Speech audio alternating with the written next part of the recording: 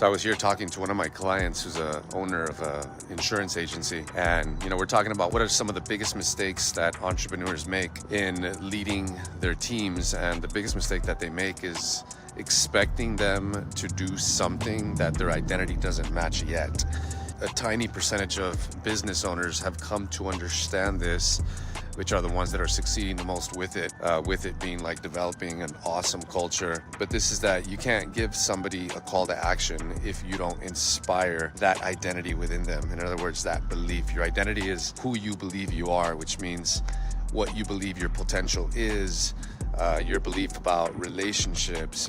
You have so many people out here who are in the sales world, and they have these beliefs about they have this association to relationships, and it's a negative association because they had a negative association growing up with mom and dad, and with friends, and people have screwed them over in life, and this is why a lot of people don't make it in sales. Because they're going into the sales game, and you have somebody telling them that, hey, you have all this potential to make all this money, you got it within you, you can do it. And the promise is valid, but there's no support. There's no personal development behind that. So most people in sales just don't make it.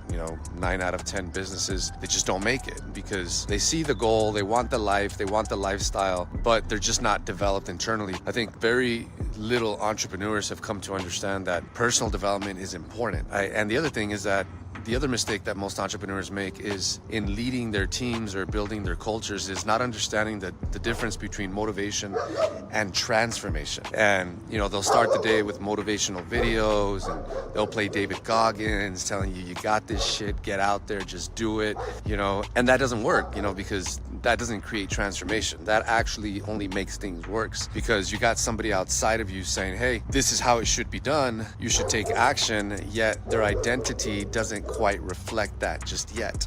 So it actually creates more resistance within the individual. See, but the few entrepreneurs who are doing it right, they understand transformation, and they're bringing people in who understand how to shift people's identity. Right? That's where the game takes place. Massive difference between motivation and transformation.